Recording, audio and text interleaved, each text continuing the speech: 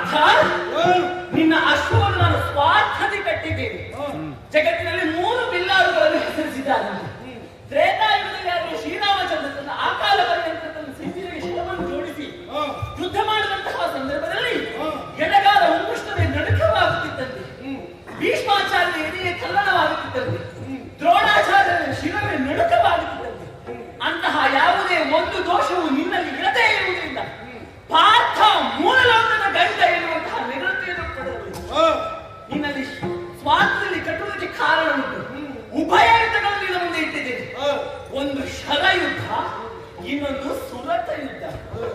ಯಾವುದು ಬೇಕು ನೀನು ಆಯ್ಕೆ ಮಾಡು.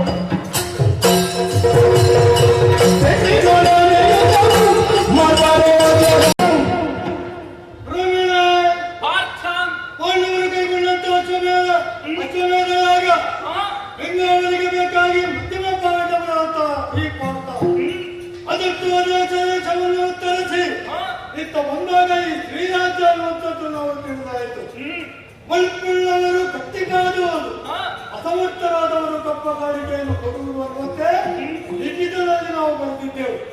ಆದರೆ ನೀವು ವಾಚಿಸಿದಂತ ನೀರು ನನ್ನಲ್ಲಿ ಬಳುಕಿದೆ ಅನ್ನುವಂತ ಹಮ್ಮಿನಿಂದ ಒಂದೊಂದಿಗೆ ದುರಗವನ್ನು ಕಟ್ಟಿ ಸಂಗ್ರಾಮವನ್ನೇ ನಿರ್ಣಯಿಸಿ ನನ್ನ ಸಮ್ಮುಖದಲ್ಲಿ ಮಾರ್ಮರತು ನಿಂತಿದ್ದೀಯ. ಆದರೆ ಏನು ಮಾಡೋಣ ಹೇಳೋ? ಸರಸ ಸಂವಾದ ವಿವಾದಕ್ಕೆ ಸಮಾನತೆ ಬೇಕು.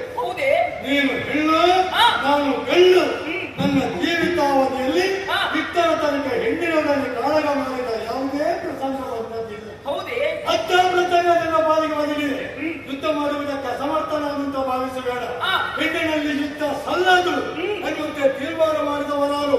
ಅದಕ್ಕಾಗಿ ಹೇಳ್ತಾ ಇದ್ದೇನೆ, ದುರಗವ ಬಿಡು.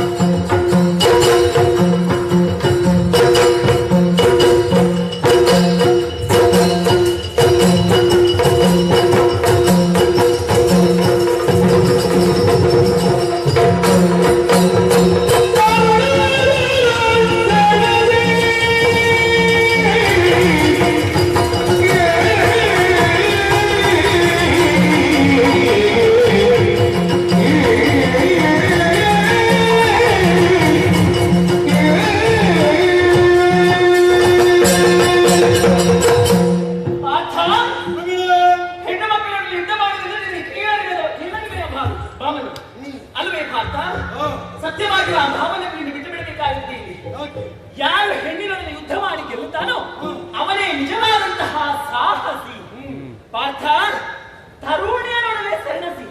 ಯಾವ ರೀತಿಯಲ್ಲಿ ಸೆಣಸಬೇಕು ನೀನು? ಒಂದೋ ನಿನ್ನ ಇಂದ್ರಿಯಗಳನ್ನು ಬಿಗಿ ಇಟ್ಟುಕೊಂಡು ಆ ರೀತಿಯಾಗಿ ನೀನು ಸೆಣಸಾಡಬೇಕು, ಅಥವಾ ಇಂದ್ರಿಯಗಳನ್ನು ಬಿಟ್ಟು ಶರಯುದ್ಧದಲ್ಲಿ ಸೋಲಿಸಬೇಕು. ಹಾಗಾದ್ರೆ ಎರಡರಲ್ಲಿ ನಿನಗೆ ಸಾಹಸ ಇಲ್ಲವೆಂದು ಆದ ಮೇಲೆ ನೀನು ಹುಮ್ಮತದ ಮಾತುಗಳನ್ನು ಆಡಿ ಯುದ್ಧ ಕ್ಷೇತ್ರದ ಜಾರದ ಹಾಗೆ ನೋಡಿಕೊಳ್ಳುತ್ತಾ ಇದೀಯಾ? ಆದ್ದರಿಂದ ಹೇಳ್ತಾ ಇದ್ದೀನಿ, ಹೆಣ್ಣು ಮಕ್ಕಳೊಡನೆ ಯಾರು ಯುದ್ಧ ಮಾಡಿ ಗೆಲ್ಲುತ್ತಾನೋ ಅವರೇ ಸಾಹಸಿ ಎಂದು ಎನ್ನುತ್ತಾನಂತೆ ವಿನಃ ಹೀಗೆ ಇಂತಹ ಹುಮ್ಮತನದ ಕಾರಣಗಳನ್ನು ಕೊಟ್ಟು ಹಿಂಜರಿಯುವುದು ಬೇಡ. ಕುದುರೆಯನ್ನು ಬಿಟ್ಟುಕೊಳ್ಳಿಕ್ಕೆ ಆಗುವುದಿಲ್ಲ. ಮಾನವ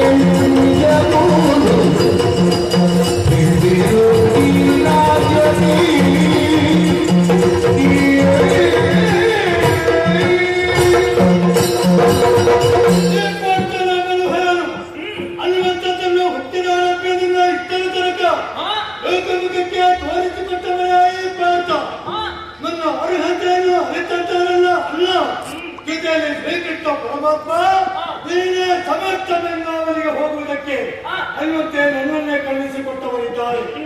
ಈ ಭಾರತದ ಜೀವನದಲ್ಲಿ ಯಾವ ರೀತಿಯ ಯುದ್ಧವನ್ನು ಮಾಡುತ್ತೇವೆ ಅನ್ನುವಂಥದ್ದನ್ನು ಸರಿಯಾಗಿ ಅರ್ಥವಿಸಿಕೊಂಡವನ್ನ ಆಯ್ಕೆ ಮಾಡಿದೆಯಲ್ಲ. ಎರಡು ರೀತಿಯ ಯುದ್ಧವನ್ನು ಜೀವನದಲ್ಲಿ ನಾನು ಅನುಭವಿಸಿದವ. ನಿನ್ನಲ್ಲಿ ಯುದ್ಧ ಮಾಡುವುದಕ್ಕೆ ಕಟ್ಟಾಗಲಿಕ್ಕಿಲ್ಲ. ಆದರೆ ಒಂದು ನಾಡಿನ ಅರಸಿಯಾಗಿ ನಿಂತ ನಿಲುವು, ನಿನ್ನ ವೇಷಭೂಷಣ ಇದನ್ನೆಲ್ಲ ಕಾಣುವಾಗ ಒಂದು ಊರನ್ನು ಆಳತಕ್ಕಂತ ಅಗತ್ಯವುಳ್ಳವಳು ನೀನು. ಮಾತ್ರವಲ್ಲ, ನಿನ್ನ ಪ್ರಜಾವರ್ಗದವರನ್ನು ಯಾವ ರೀತಿ ಕಾಣಬೇಕು, ಯಾವ ರೀತಿ ವ್ಯವಹಾರ ಮಾಡಬೇಕು ಅದನ್ನು ಮತ್ತೊಬ್ಬರು ಹೇಳಿಕೊಡುವಂತ ಅವಶ್ಯಕತೆ ಇಲ್ಲ. ಆದರೆ ನಿಮ್ಮ ಊರಿನಲ್ಲಿ ಗಂಡು ಸಂತಾನವೇ ಇಲ್ಲ. ಅಪರೂಪಕ್ಕೆ ಬಂದಂತ ಗಂಡಸರನ್ನು ನೋಡಿದ ಅಕ್ಷರವೇ ಯಾಕೆ ಕಾಮ ಪಿತ್ತಗೋಪಾದಿಯಲ್ಲಿ ತಲೆಗೆ ಅಡಗಿ ನಿಮ್ಮ ವ್ಯವಹಾರ ಹೇಗಾಯಿತು ಗೊತ್ತೇ? ಕೇವಲ ಮೆಚ್ಚಂತೆ.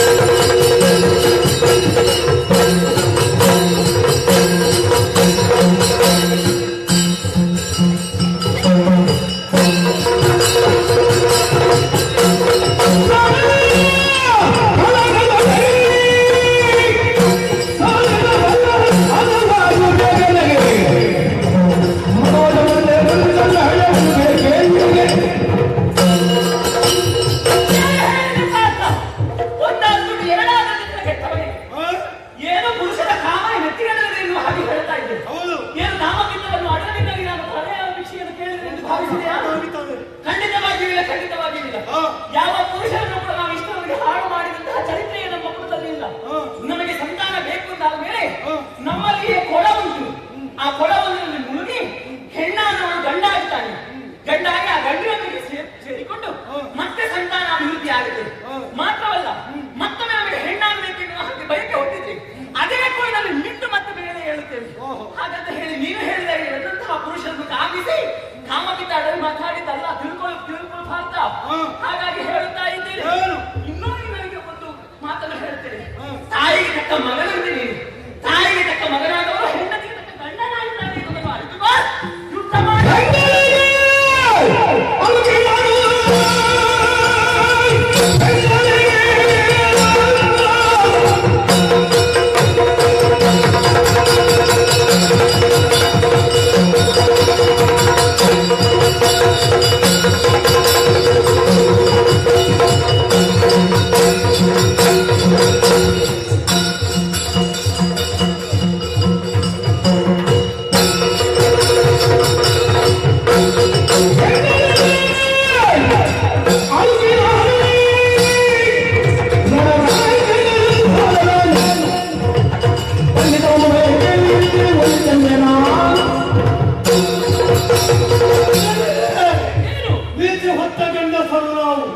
ಇದು ಪೌರುಷದ ಸಂಕೇತ.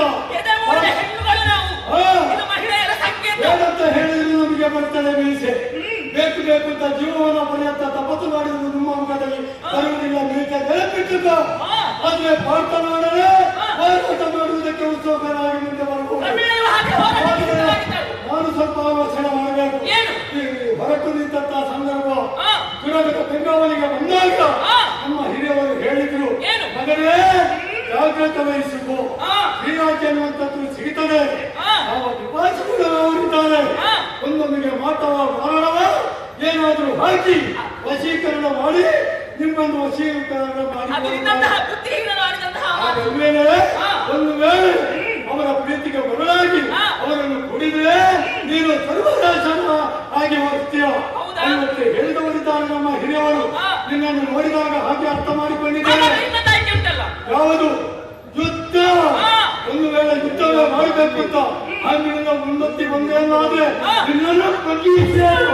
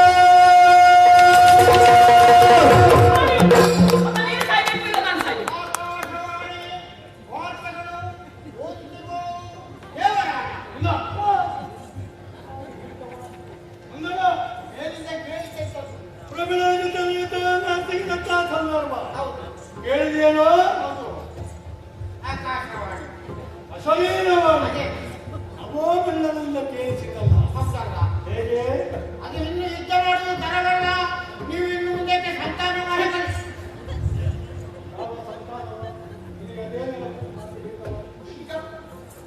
ಯುದ್ಧವನ್ನು ಮಾಡುವಾಗ ಸಂಧಾನ ಮಾಡಿಕೊ. ಮಾಡಿಕೊಳ್ಳಿ. ಮತ್ತೆ ಅತ್ಯಂತ ನಿಮ್ಮದನ್ನು ಕೆಳಗಿಡಿ. ಇಗೋ ಕೆಳಗೆ ಇಳಿಸಿದ್ದೇವೆ. ಯಾವುದು ಧನುಷ್ ಹಾಗಿದ್ರೆ ಯುದ್ಧ ಇಲ್ಲಿಗೆ ಸಮಾಪ್ತಿ ಆಯ್ತು. ನನ್ನ ಅಭಿಪ್ರಾಯ. ಮತ್ತೆ ಇದು ಸಂಧಾನ ಮಾಡಿಕೊಳ್ತೇವೆ. ಅವರಲ್ಲಿ ನಾನು ಸಂಧಾನ ಮಾಡಿಕೊಳ್ಬೇಕಾದ್ರೆ ಹೋಗಿ ಮಾತಾಡಿ.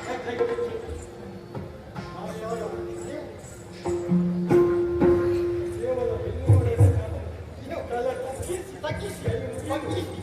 ಮಾತಾಡು. ಮಾತಾಡುವುದು ಕಾಲಿಗೆ ಕಣ್ಣು ಬೇರೆ ನಿಮ್ಮಂತ ಗಂಡು ಕಣ್ಣು ಸಭೆನು ಗಂಡಸು ಅದಕ್ಕೆ ಮಾತಾಡುವುದಕ್ಕಾಗಿಲ್ಲ. ನನ್ನ ಪರವಾಗಿ ನೀನು ವ್ಯವಸ್ಥೆ ಮಾಡಿ ನೋಡೋಣ. ಅಮ್ಮ, ಮಾತಾಯಿ, ಭೂತಾಯಿ, ಮುಗೀತಾ? ಯಾವ ಉಂಟಾಯ ಭೂಮಿ ತಾಯಿಯಂತೆ ಛಲವನ್ನು ಹಾಗೆ ಹೌದು. ಅದನ್ನಿದೆ. ಉಂಟಾಯ ಅಮ್ಮ, ನಿಮ್ಮನ್ನು ಒಮ್ಮೆ ನೋಡುವಾಗ ಚಂಡಿ ಈಗ ಮಾಡ್ತಾ ಇರುವಾಗ ಚಂಡಿ ಹಠವಾದ ಹೌದು. ಆಮೇಲೆ ಚಾಮುಂಡಿ ಅಂತ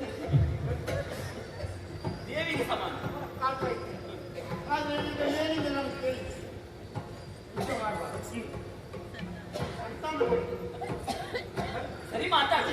ಸಂಧಾನ ಸಂಧಾನ ಮಾಡಿಕೊಳ್ಳಬೇಕು ಅಂತ ಹೇಳಿದ ನಗೋವಾಗಿದೆ. ಆದ ಕಾರಣ ಅವರ ಪರವಾಗಿ ನಾನು ಕೇಳಿಕೊಳ್ಳುವುದು. ನೀವು ನಿಮ್ಮದನ್ನು ಕೆಳಗಿಟ್ಟು ಬೆತ್ತಗೆ ಮಾತಾಡಿ ಏನಾದರೂ ಪರಿಹಾರ ಮಾಡಿ. ಆಗಿದ್ದು ದೇವರು ಕೊಟ್ಟ ನಾಯಿಗೆ ಇರುವಾಗ ಗಟ್ಟಿಯಾಗಿ ನಾಲಿಗೆ ಎಲ್ಬಿಟ್ಟು ಮಾಡಿದ್ದು. ದೇವರು ಕೊಟ್ಟ ನಾಯಿಗೆ ಇರುವಾಗ ಗಟ್ಟಿಯಿಂದ ಮನಸ್ಸಿನಲ್ಲಿ ಮಾತಿನಲ್ಲಿ ಬಗೆಹರಿಸಿಕೊಂಡು ಸುಮ್ಮನೆ ಏನೇನೋ ಮಾಡಿ ಎಲ್ಲ ಪ್ರಚಾರ ಮಾಡಬೇಕು. ಆಗಲಿ.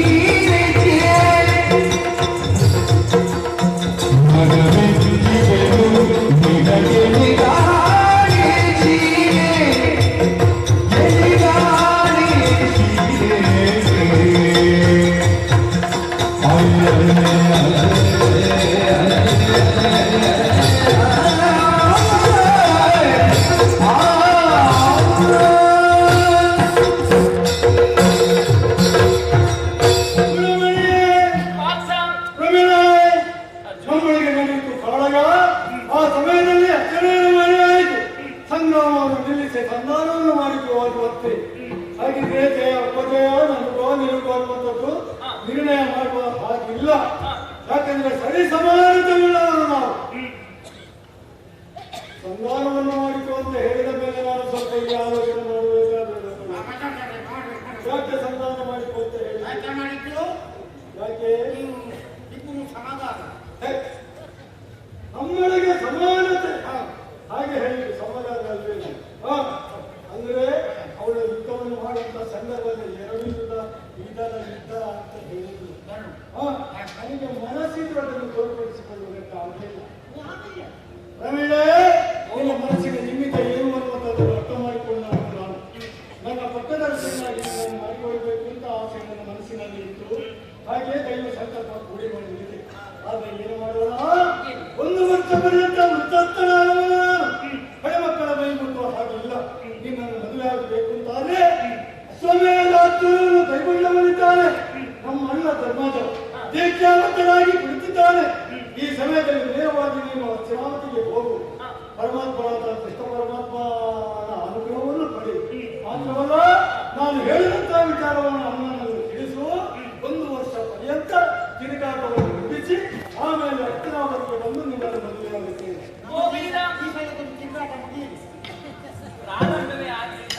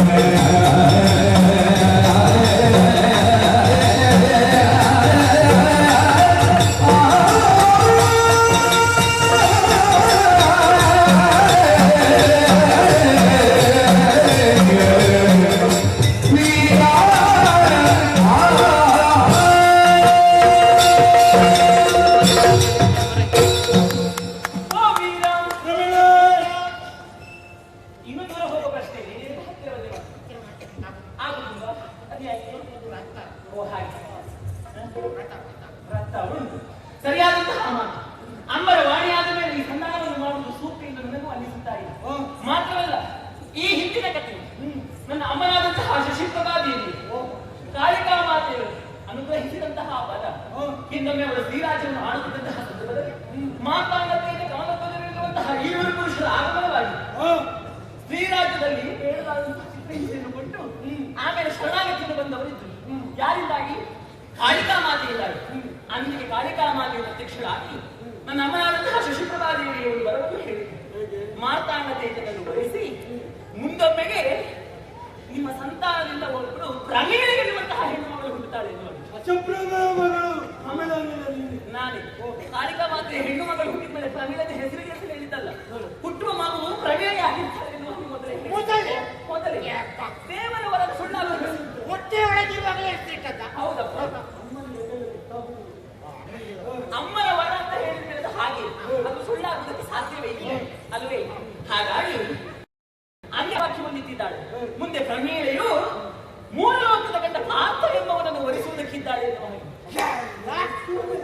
ಅಮ್ಮನವರ ಅದು ಅಮ್ಮನವರವೇ ಅಲ್ವೇ? ಹಾಗಾಗಿ ಇನ್ನೀಗ ಇದೆಲ್ಲ ಕೂಡಿ ಬರಬೇಕಿದ್ರೆ ಅದು ತಾಯಿಯ ಸಂಕಲ್ಪ, ದೇವರ ಸಂಕಲ್ಪ. ದೇವರ ಸಂಕಲ್ಪ ಇಲ್ಲದೆ ಒಂದು ಹುಲ್ಲುಕಟ್ಟಿಗೂ ಕೂಡ ಅಲ್ಲಾಡುವುದಿಲ್ಲ ಎನ್ನುವ ಹಾಗೆ ಹೇಳುತ್ತಾರೆ. ಏನಕ್ಕೇನಾಗ್ತದೆ? ಏನನ್ನು ಮಾಡಿದವರಿಗೆ ಏನು ಆಗುದು? ಈಗ ನಿಮಗೆ ಏನಾಗಿದೆ? ಏನಾಗಿಲ್ಲ. ಅದಲ್ಲ, ಅಮ್ಮನಿಗೆ ಅಪಮಾನ ಮಾಡಿದವರಿಗೆ ಏನು ಆಗಲಿಲ್ಲ. ಹಾಗಾಗಿ ಅಮ್ಮನವರ ಇದು ಸಾಕ್ಷಾತ್ಕಾರವಾಗಿದೆ. ನಿನ್ನನ್ನೇ ವರಿಸಬೇಕೆನ್ನುವ ಹಾಗೆ ನನಗೂ ಮನಸ್ಸು ಸಂಬಂಧಿಸುತ್ತಾ ಇದೆ. ಆಗಲೇ ಹೇಳಿದಾಗೆ 3 ಲೋಕದ ಗಂಡ ಯಾವ ದೋಷವು ನಿನ್ನಲ್ಲಿ ಅಡಸದೆ ಇರುವುದರಿಂದ ಆಗ ಹೇಳಿದಾಗ ಭೀಷ್ಮಾಚಾರ್ಯರ ಎದೆ ತಲ್ಲಣವಾಗುತ್ತಿತ್ತು, ದ್ರೋಣಾಚಾರ್ಯರ ಶಿರ ತಲ್ಲಣವಾಗುತ್ತಿತ್ತು, ಶ್ರೀರಾಮನ ಎಡಗಾಲ ಉನುಷ್ಟವೇ ನಡುಕವಾಗುತ್ತಿತ್ತು. ಆ ದೋಷ ನಿನ್ನಲ್ಲಿ ಇರದೇ ಇರುವುದರಿಂದ ಪಾಂಚ 3 ಲೋಕದ ಗಂಡ ಎನ್ನುವ ಸಂಗತಿಯನ್ನು ಪಡೆದಿದ್ದೆ. ಅಂತಹ 3 ಲೋಕದ ಗಂಡನನ್ನು ವಹಿಸುವುದಕ್ಕೆ ನಾನು ಮುಂದಾಗಿದ್ದೇನೆ. ನೀವು ಹೇಳಿದಂತೆ ಹಸ್ತಿನಾವತಿಗೆ ಹೋಗಿ ಶ್ರೀಕೃಷ್ಣನ ಸಂದರ್ಶನವನ್ನು ಮಾಡಿ ಅವರಿಂದ ಎಲ್ಲವನ್ನು ಪಡೆದು ನನ್ನ ವಿಷ ಒದಗುವ ಮೊದಲೇ ನಾನು ವಧಿಸುತ್ತೇನೆ.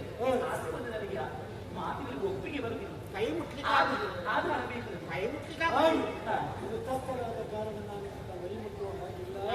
ಆದ ಕಾರಣ ಇದು ಬಾಣದ ಮುಖೇನ ಕ್ಷತ್ರಿಯ ಬಾಣದ ಮುಖೇನವಾಗಿ ಮಾತನ್ನು ಕೊಟ್ಟು ಅದು ಮುಗಿದು ಹೋಯಿತು. ಮತ್ತೆ ಯಾವ ಕಾರಣಕ್ಕೂ ಸುಳ್ಳಾಗುವುದಕ್ಕೆ ಸಾಧ್ಯವಿಲ್ಲ. ಇದನ್ನೇ ನಂಬಿಕೆ ಎನ್ನುವ ಹಾಗೆ ಪಡೆದುಕೊಂಡು ಹೋಗುತ್ತೇನೆ.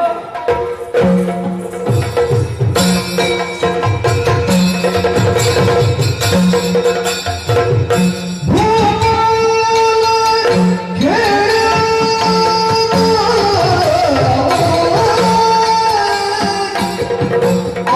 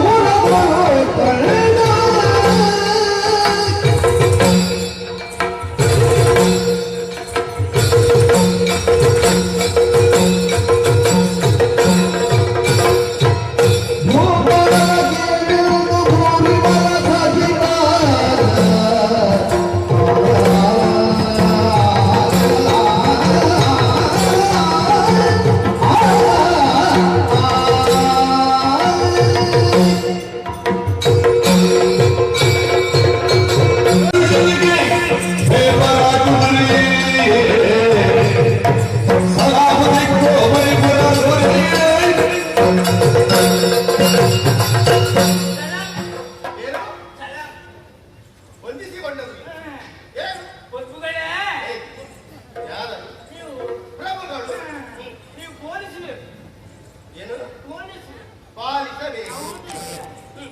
ಎಲ್ಲರೂ ಹೇಳ್ತಾ ಇದ್ದಾರೆ ದಿವಾಳಿಯನ್ನು ಮಾಡಿ ಯಾರು? ನಿನ್ನ ಮಗ ದಿವಾಳಿ. ನನಗೆ ಮಗನಿಲ್ಲ.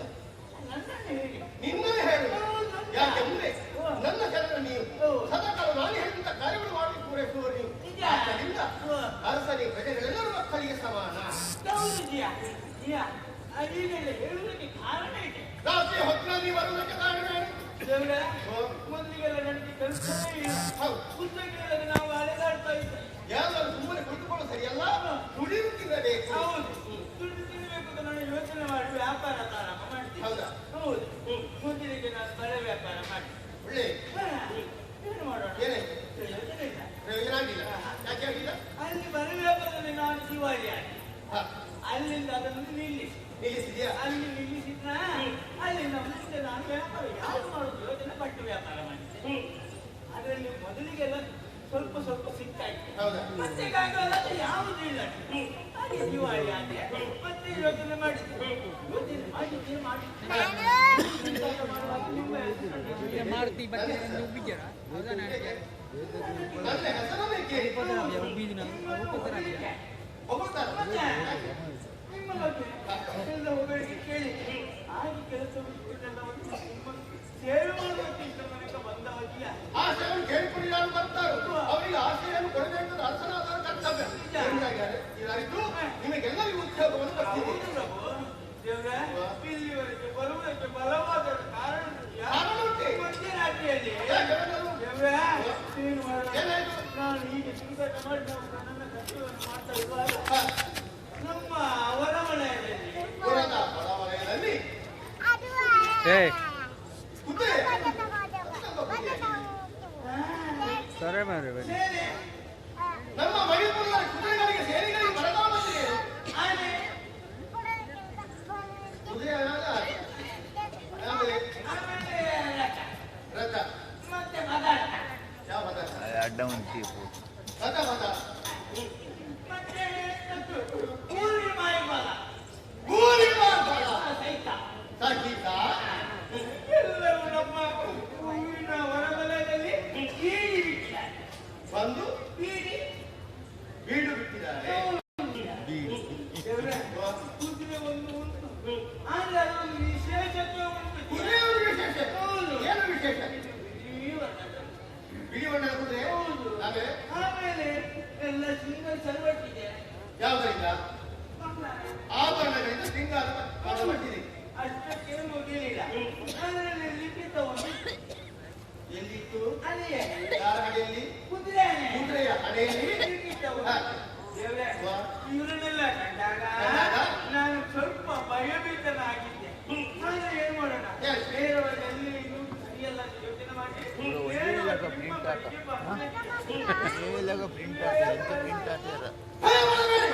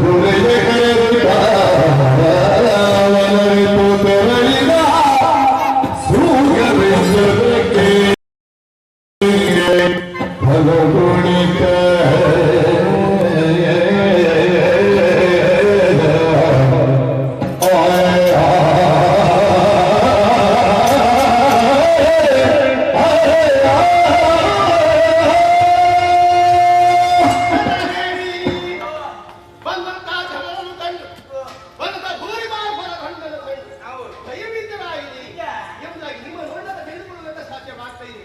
ಈ ಸಮಯದಲ್ಲಿ ನಿಮಗೆ ಧೈರ್ಯವನ್ನು ಹೇಳಬೇಕು ಕರ್ತವ್ಯ. ಈ ವಿಚಾರದಲ್ಲಿ ನಾನು ಆಲೋಚನೆ ಮಾಡ್ತೇನೆ. ಹೋಗಿ ವಿಚಾರವನ್ನು ತಿಳಿದಂತಾಯ್ತು. ಹಾಗಾಗಿ ಹೊರವಲಯಕ್ಕೆ ಬಂದಂತಹ ಸೇನೆ ಯಾರದು ಅಥವಾ ಕುದುರೆ ಹಳೆಯಿರುವಂತ ಲಿಖಿತ ಇದೆ ಅಂತ ಹೇಳಿದ್ದಾರೆ. ಅದರಲ್ಲಿ ಒಂದು ವಿಶೇಷತೆ ಏನು ಎಂಬುದು ನಾನು ಶಕ್ತಿ ಮಾಡುವುದಕ್ಕೆಲ್ಲ ಈ ವಿಷಯವನ್ನು ಸಭೆಯಲ್ಲಿ ಮಂಡಿಸಿದ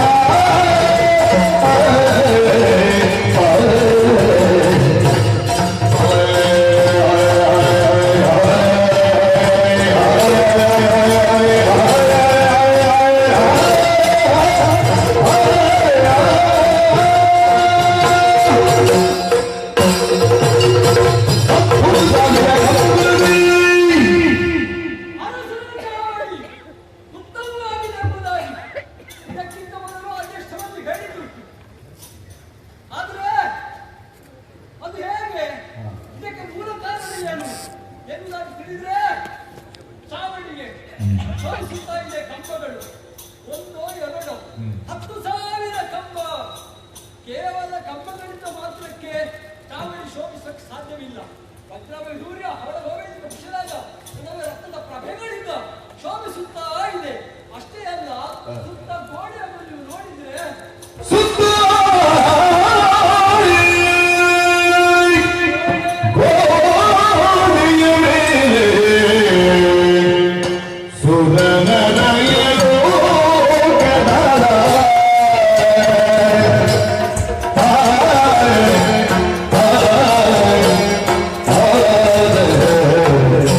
Oh,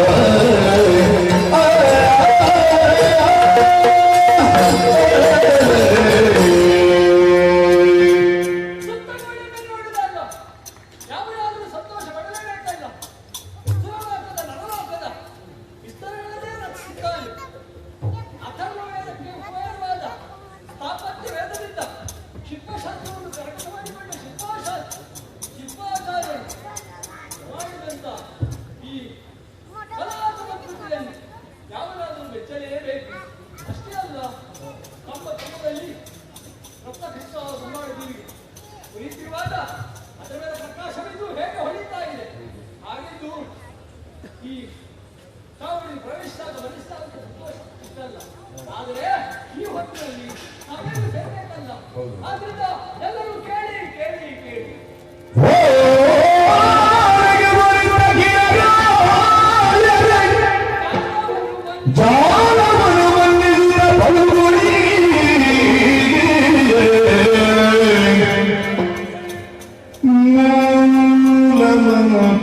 ಬುದ್ಧಿಯೊಡನೆ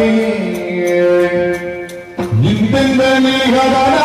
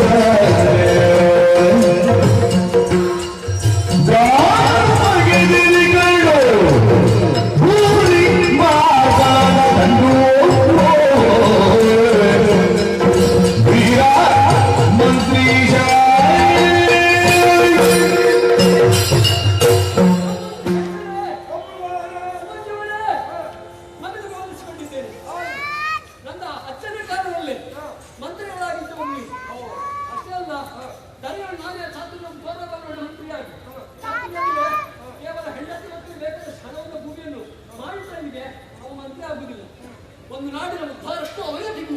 ಆ ನಾಡಿನ ಮಂತ್ರಿಗಳೇ ಕಾರಣವಾಗ್ತಾರೆ. ನನಗೆ ಇಷ್ಟು ಬರಬೇಕಿದ್ರೆ ನೀವೇ ಕಾರಣ ಭಾವಿಸುತ್ತೇವೆ. ಮಂತ್ರಿಗಳೇ ಅವಸರವಾಗಿ ನಿಮ್ಮನ್ನು ಇಲ್ಲಿ ಬಯಸಲಿಕ್ಕೆ ರಾತ್ರಿ ಸಭೆ ಮೋದಿ ಬಂದಿದ್ದಾರೆ. ವಿಷಯ ಏನಲ್ಲ ಅಂದ್ರೆ ನಮ್ಮವರಂತ ಭಾರತವನ್ನು ಹೇಳಿದ್ದಾರೆ. ದೊಡ್ಡ ಸೇನೆ ನಮ್ಮ ಮಣಿಪುರಕ್ಕೆ ಬಂದಿದೆ ಅಂತೆ. ಹಾಗಾದ್ರೆ ಯಾರಿದ್ರೆ ಯಾವ ಸೇನೆ ಎಲ್ಲಿಯ ಸೇನೆ ಯಾರು ಹೋಗುದು ಇದಕ್ಕೆ ನೀವೇ ಸಮರ್ಥರಿಂದ ಭಾವಿಸಿ ಅಲ್ಲಿ ಹೋಗುವುದು. ಅಂತೂ ವಿರೋಧಿಗಳ ಪ್ರವೇಶ ನಮ್ಮ ರಾಜ್ಯಕ್ಕೆ ಆಗಿದೆ ಅಂತ ನನಗೆ ಗೊತ್ತಾಯ್ತು.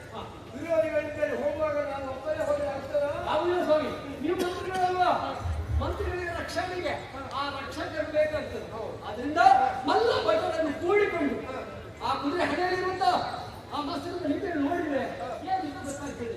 ಅದರಿಂದ ಯಾರಲ್ಲಿ ಮಲ್ಲ ಭಟರನ್ನ 4 ಜನ ಆಪನೆಗೆ ಬಂದಿದ್ದಾರೆ. ಪಂಡುಗೆ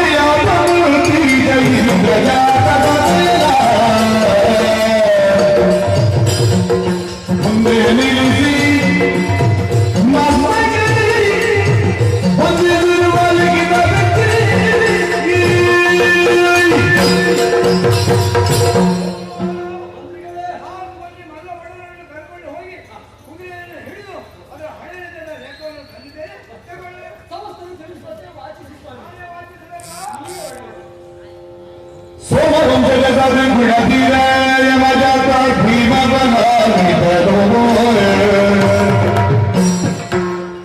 ಭೂಮಿ ಅಧಿಕ ಮಾತ ಮತ ಮೂರು ಲೋಕದ ಭೂಮಿ ಬಾಲವೇ ಶ್ರೇಷ್ಠನು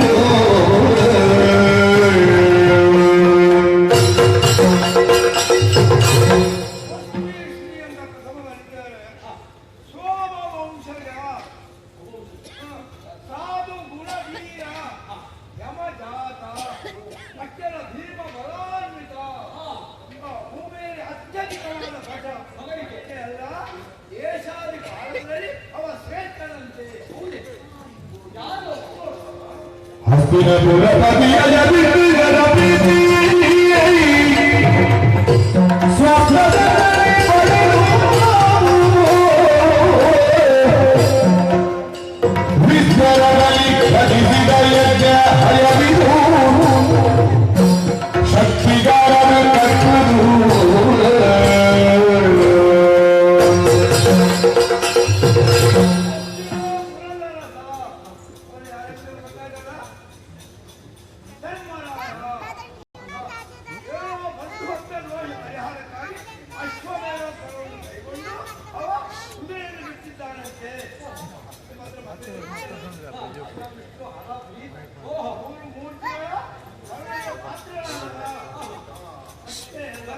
ಭೂಮಿ ಭಾಗದ ಶ್ರೇಷ್ಠ ಅಂತ ಅಷ್ಟೇ ಹೇಳಿದೆ. ಆಮೇಲೆ ಕುದುರೆಯನ್ನು ಬಿಟ್ಟಿದ್ದಾರಂತೆ. ಕಪ್ಪ ಕಾವಿಯ ಕುದುರೆಯನ್ನು ಬಿಟ್ಟಿದ್ದಾರಂತೆ. ಇದನ್ನು ಕಂಡಾಕ್ಷಣ ಶಕ್ತಿ ಇಲ್ಲದವರು ಕಪ್ಪವನ್ನು ಕೊಟ್ಟು ಆತನಿಗೆ ಅರ್ಜುನನಿಗೆ ಶರಣ ಅಂತಕ್ಕದ್ದು ಶಕ್ತಿ ಇದ್ದವರು. ಎಲ್ಲಿಯಾದರೂ ಶಕ್ತಿ ಇಲ್ಲದವರು ಆ ಕುದುರೆಯನ್ನು ಕಟ್ಟಿ ಕಾಡಾಕಾಡಿ ಹೋರಾಡಬೇಕಾದಿತ್ತು. ಕಿಂದಿ ಆಶೀರ್ವಾದ.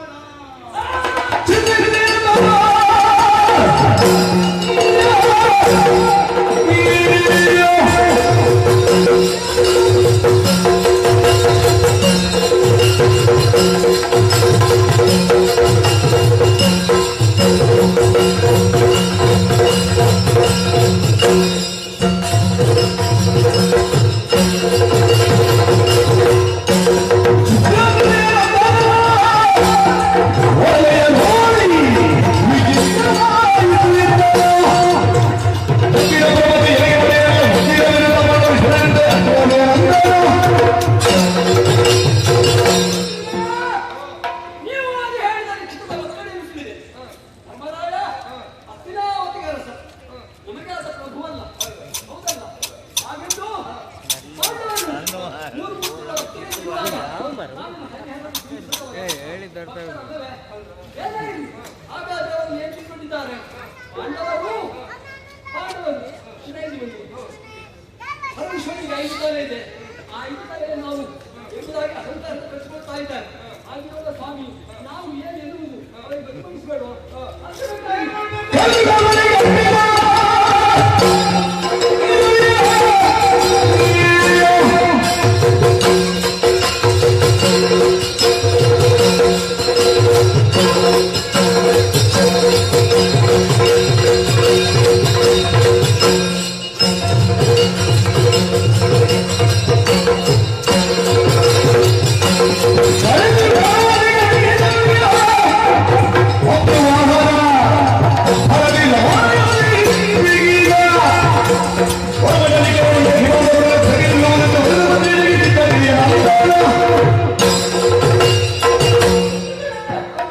ಉಳಿದ ವೀರನು, ಉಳಿದ ದೇಶದ ರಾಜಾರಾಜನು ಅವರನ್ನು ತತ್ಸಕ ಮಾಡ್ತಾ ಇದ್ದಾನೆ.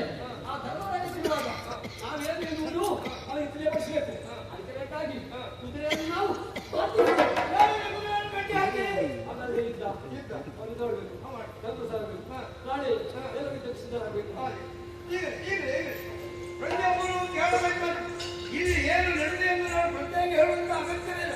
ಅಂದು ನಮ್ಮ ರಾಜ್ಯಕ್ಕೆ ವಿರೋಧಿಗಳ ಆಗಮನ ಆಗಿದೆ ಅಂತ ಗೊತ್ತಾಯ್ತಲ್ಲ. ನಾಳೆ ಯುದ್ಧ ಪ್ರಾರಂಭ ಮಾಡ್ತಾರೆ. ಯುದ್ಧಕ್ಕೆ ಎಲ್ಲರೂ ಬಂದೇ ಗತಿ ಏನಿಲ್ಲ. 16 ವರ್ಷಗಳ ಮೇಲ್ಪಟ್ಟವರು 60 ವರ್ಷಗಳ ಕಾಲಬೇಕು ಅಷ್ಟು ಬರಬೇಕು. ಯುದ್ಧದಲ್ಲಿ ಯಾರು ಹಿಂತಿರಿ ಬಟ್ಟೆಗೆ ಧೈರ್ಯ ಮಾಡಿ ಬರಬೇಕು. ಎಲ್ಲಿಯಾದ್ರೂ ಯುದ್ಧದಲ್ಲಿ ಸತ್ತರೆ ನೀವು ಹಾಗೆ ಏನೋ ಯೋಚನೆ ಮಾಡೋದು ಬೇಡ. ನಿಮ್ಮ ಹೆಂಡತಿ ಮಕ್ಕಳಿಗೆ ಗತಿ ಇಲ್ಲ ಅಂತ ಯೋಚನೆ ಮಾಡಬೇಡ. ವ್ಯವಸ್ಥೆ ನಾನು ಮಾಡ್ತೇನೆ. ಅಂದ್ರೆ ಬಂಡಾರ ತೆಗೆದು ನಿಮಗೆಲ್ಲ ವ್ಯವಸ್ಥೆ ಮಾಡ್ತೇನೆ. ಅಪಾರ್ಥ ಗ್ರಹಿಸಬೇಡಿ. ಯಾವುದಕ್ಕೆ ಈಗಲ್ಲ, ಬೆಳಗಾದ ಕ್ಷಣ ಪ್ರತಿಯೊಬ್ಬರು ಯುದ್ಧಕ್ಕೆ ಸನ್ನದ್ಧರಾಗಿ ಬರತಕ್ಕದ್ದು.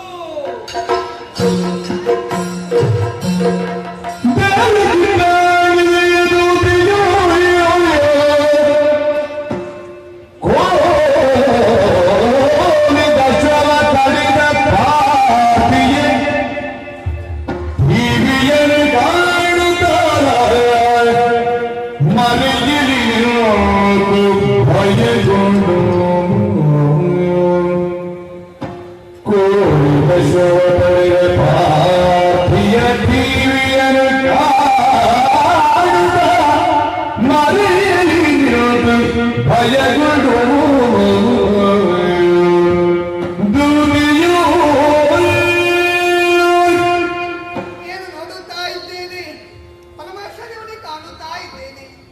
ಬಂದಂತಹ ಕುದುರೆಯನ್ನು ನಮ್ಮ ಯುವರಾಜರು ಕಟ್ಟಿ ಹಾಕಿದ್ದಾರೆ. ಆ ಕುದುರೆಯ ಜೊತೆಯಲ್ಲಿ ಬಂದವರು ಭಾರತ ಮಹಾರಾಜ ಯಾರೆಂಬುದಾಗಿ ಅರಿಯದೆ ನಮ್ಮ ಯುವರಾಜರು ಕಟ್ಟಿ ಹಾಕಿದ್ದಾರಲ್ಲ. ಏನು ಮಾಡೋದು? ಯಾವುದಕ್ಕೂ ಇದನ್ನು ತಪ್ಪಿಸಬೇಕು. ಅದಕ್ಕಾಗಿ ಬೇರೆ ಏನೂ ಅಲ್ಲ, ಒಂದು ದಾರಿ ಉಂಟು. ನೇರವಾಗಿ ಮಹಾರಾಣಿಯ ವಿಚಾರವನ್ನು ಹೇಳಬೇಕು. ಅಂತಪುರಿಗೆ ಹೋಗ್ತೀವಿ.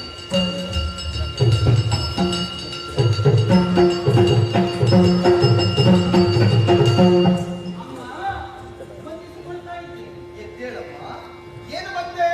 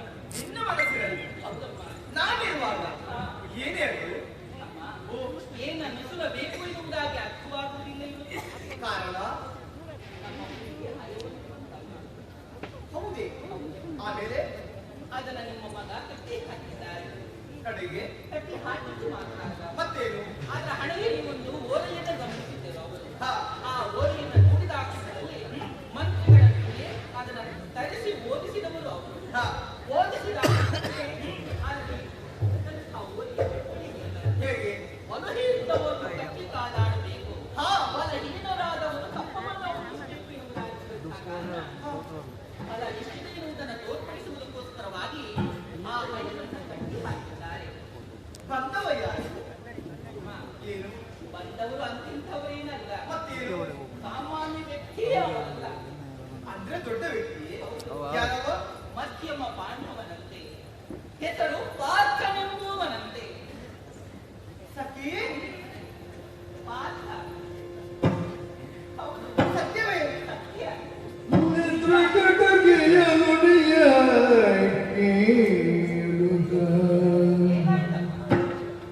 ಚಿತ್ತದಲ್ಲಿ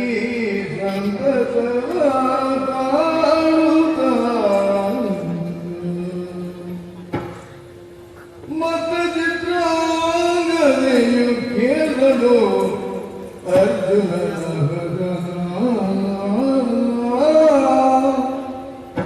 ಅಗುದೇ ಎನ್ನಯ ರಮಣ ಹೇ ಸಖಿಯೇ ಅಗುದೇ ಎನ್ನಯ ರಮಣ